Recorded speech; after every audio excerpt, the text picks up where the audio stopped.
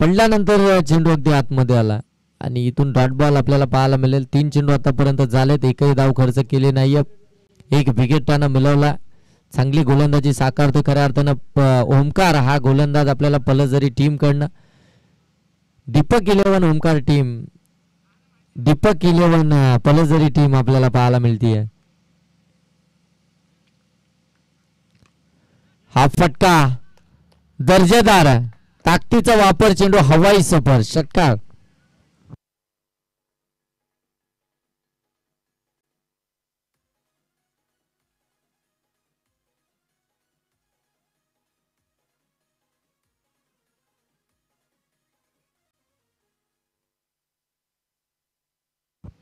अगदी stand and dispatch short ball होता, त्याच्यावरती हा फटका आपल्याला पाहायला मिळाला. 6 धावा धावफलकावरती पाहायला मिळतील.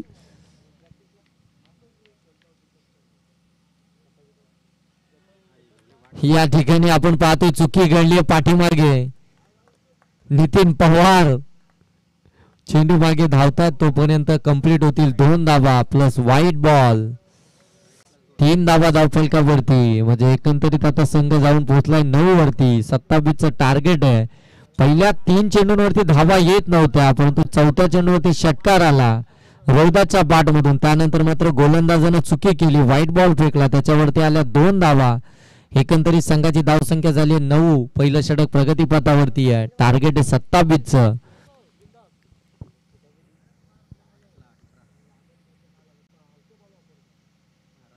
हा चांगला चेंडू, हा चांगला चेंडू, ही चांगली लाईन आहे. गोल्डन स्पॉट वरती चेंडू पिचिंग झाला, त्यानंतर चेंडू डिलिव्हर्ड अगदी यष्टीरक्षकाच्या हातामध्ये गेला आणि इथून डॉट बॉल आला.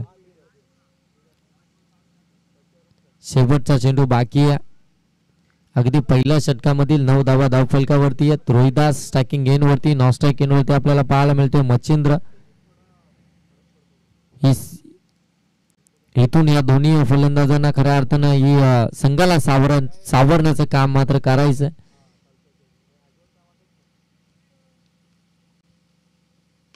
फुलालेंचा चेंडू ऑन साईडला, हा फटका अगदी खोदून काढला. एकच धाव या चेंडूवरती देखील पाहायला मिळेल. धावसंख्या जाऊन पोहोचल्या आपण पाहताय 10. पहिल्या षटकाच्या समाप्तीनंतर 1/10 ही धावसंख्या आपल्याला पाहायला मिळते. उर्वरित 6 चेंडू बनवायचे 17 धावा. गोलंदाज कोणता वापरला जाईल, ज्याच्याकडे ती गुणवत्ता असणार आहे, ज्याच्याकडे ती क्षमता असणार आहे. 6 चेंडू 17 धावांचा बचाव करत असताना आणि खऱ्या अर्थानं मच्छिंद्र ज्यांना अद्यापपर्यंत पाहायला गेलं तर एकही चेंडूचा खेळ मात्र फेस केला नाहीये, तो अद्यापही नॉन स्ट्राईक एंडवरती आपल्याला पाहायला मिळेल. परंतु रोहिदासचा जर विचार करायला गेलो तर त्याच्या बॅटमधून एक षटकार आलाय. नागोटने टीम फार दूरवरचा प्रवास करून इथपर्यंत आले. टॉप 5 मध्ये आपण पाहतो खेळत असताना त्यांना आपण पाहायला मिळतात. इथून मात्र जिंकलात तर अगदी टॉप 3 मध्ये तुमचा प्रवेश निश्चित आहे.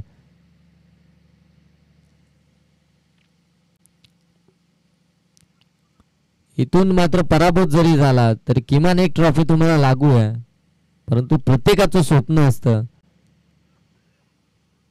आणि प्रत्येकाचं स्वप्न देखील राहिलं आहे की वर्णाई चषक 2024 वरती आमचं नाव मात्र कोरावं, आमचं नाव खऱ्या अर्थानं कोरलं जावं, हेच प्रत्येकाचं स्वप्न आहे.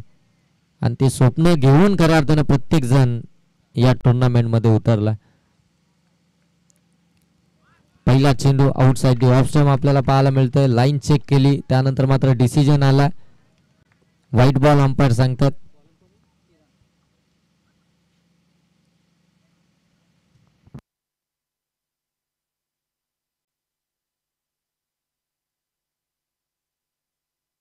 व्हाईट बॉल आलाय. 6 चेंडू आता 16 धाब्यांची गरज आहे.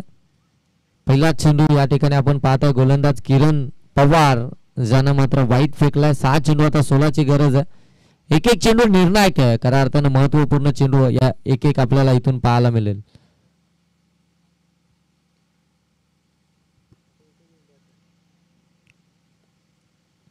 सहा चेंडू 16 धाब्यांची गरज. किरण पवार इथे खेचून मारलाय, फटका जाईल सीमारेषा पलीकडे षटकारासाठी. रोहिदाच्या बॅटमधून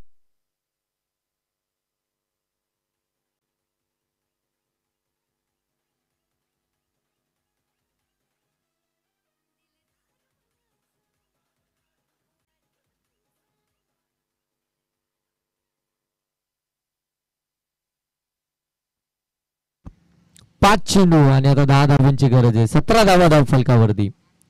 5 चेंडू 10 धाबांची गरज. प्रत्येक चेंडूवरती दुहेरी पद्धतीची धाव इथून हवी आहे ती नागोठणे टीमला.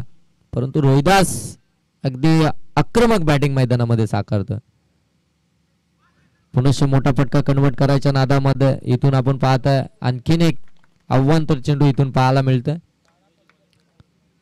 5 चेंडू 9 धाब्यांची गरज. आता प्रेशर खऱ्या अर्थानं गोलंदाजावरती आहे.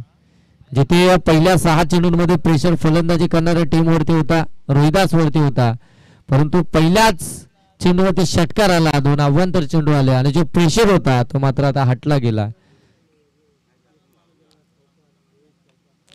हा आणखीन एक मोठा फटका सीमारेषेच्या पलीकडे. हा दुसरा षटकार आणि विजय आणि पराजय मधलं अंतर आता अगदी कमी केलंय. 4 चेंडू आणि आता 3 धाब्यांची गरज.